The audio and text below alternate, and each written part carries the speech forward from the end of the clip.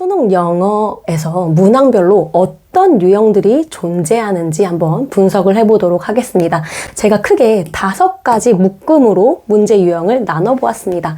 하나씩 살펴볼게요. 자, 우선 1번부터 17번까지는 제가 어떤 문항이라고 말씀드렸죠?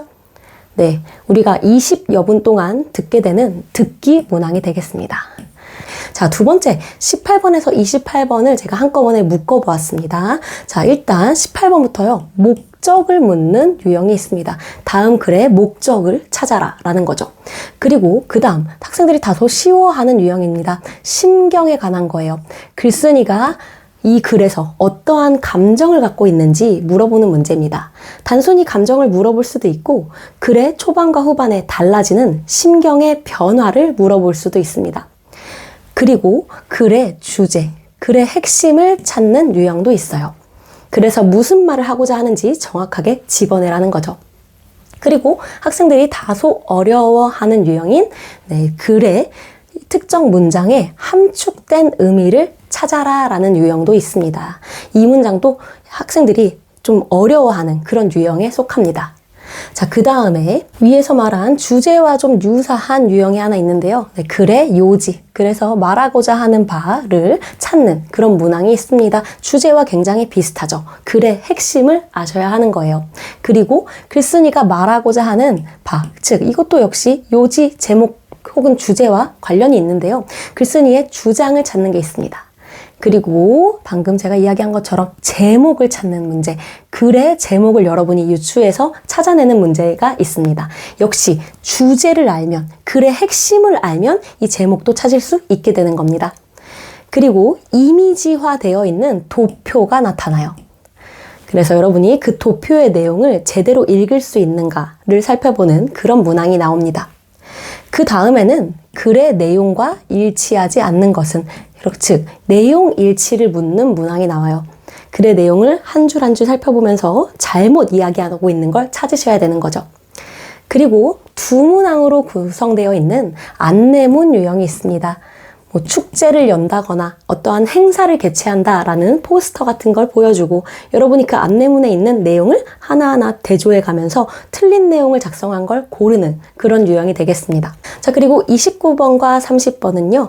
우리 어법 유형이 나오는 그런 구간입니다. 우리가 평소 때 많이 공부해둔 어법을 직접적으로 묻는 유형이 되겠습니다. 그래서 밑줄 친 부분 중에서 문법적으로 잘못된 문장은, 잘못된 부분은 하고 묻는 그런 유형이 되겠습니다. 그리고 어법과 세트로 다니는 친구죠. 어휘 유형입니다. 단어를 적절하게 쓰지 않은 걸 고르는 문제, 혹은 단어 중에서 적절한 것을 고르는 문제가 되겠습니다. 그리고 31번부터 40번까지는요. 여러분들이 굉장히 어려워하는 마의 구간입니다. 학생들이 오답률이 높은 그런 문제들이 몰려 있어요. 첫 번째, 빈칸 추론입니다. 빈칸에 들어갈 말을 여러분이 알아서 추론하셔야 되는데 이거 굉장히 어려워하는 유형이에요. 그런데 무려 4문항이 나옵니다. 그 다음에 우리는 글 속에서 주제와 벗어난 무관한 문장을 찾는 유형이 나와요. 글을 쭉 주어지고 그 중에서 여러분이 글의 주제에 벗어나는데 이 문장 너무 생뚱맞은데 하는 것을 골라내셔야 하는 그런 유형입니다. 그리고 글의 순서를 여러분이 직접 맞춰보는 순서 파악 유형이 나와요. 첫 번째 줄은 주어지고 그 다음 A, B, C를 단락을 나누어서 이 A, B, C를 여러분이 글의 흐름에 맞게 배열해야 하는 문항이에요. 이것도 어렵게 나오면 굉장히 오답률이 높습니다. 이 문항은 2문항이 나옵니다. 그리고 여러분이 글에서 주어진 문장 하나를 보고 그 문장이 어느 위치에 들어가야 글이 적절하게 구성이 될까 위치를 찾는 유형이 있습니다. 이 문항도 역시 2문항이 나옵니다. 그리고 마지막에는 이거 역시 학생들이 어려워하는 유형이에요. 요약문을 완성하는 유형입니다. 글의 내용을 보시고 그 글의 내용을 한두 문장으로 요약을 했을 때 그 요약문의 빈칸에 들어갈 말을 제대로 고르셔야 하는 유형이에요.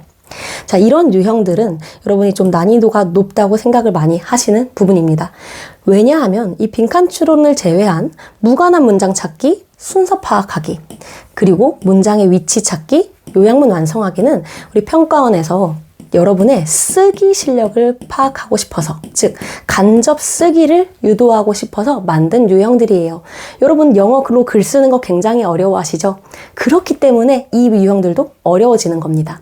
그런데 이런 간접 쓰기를 하기 위해서도 핵심은 하나예요. 여러분이 글의 주제, 글의 핵심, 글이 무엇을 나타내는지, 무엇을 말하고자 하는지를 제대로 파악하고 있다면 이 간접 쓰기도 그리 어렵지 않게 풀 수는 있습니다.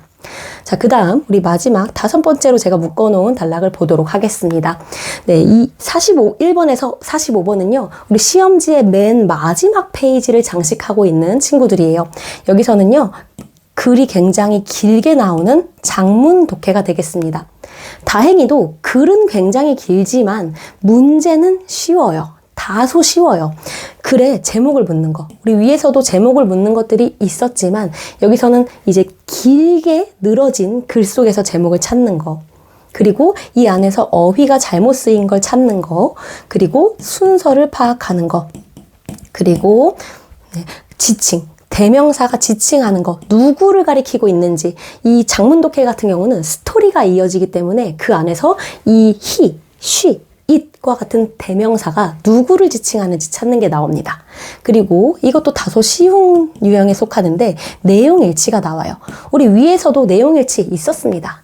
그런데 장문 독해 안에서의 내용일치도 나오게 되는 거예요. 네, 이 5가지 유형을 제 글씨가 아닌 멋진 이 글씨로 요약을 해보자면 이렇게 되겠습니다. 그래서 각각 이 번호들을 메우고 있는 유형들을 여러분이 알고 계셔야 문제를 풀 때 당황하지 않겠죠. 3년간 이 유형들이 변치 않았어요. 그러니까 유형들에 당연히 익숙해지셔야 되는 거예요. 이쯤 가면 이 유형이 나오겠구나. 이쯤 가면 이 유형이 나오겠구나. 이렇게 짐작을 하실 정도로 모의고사를 많이 풀어보시고 이 구조를 알고 계셔야 한다는 거죠. 자, 그러면 우리 이 유형별로 학생들이 어떤 걸 쉬워하고 있는지 어려워하는지 파악해 보도록 하겠습니다.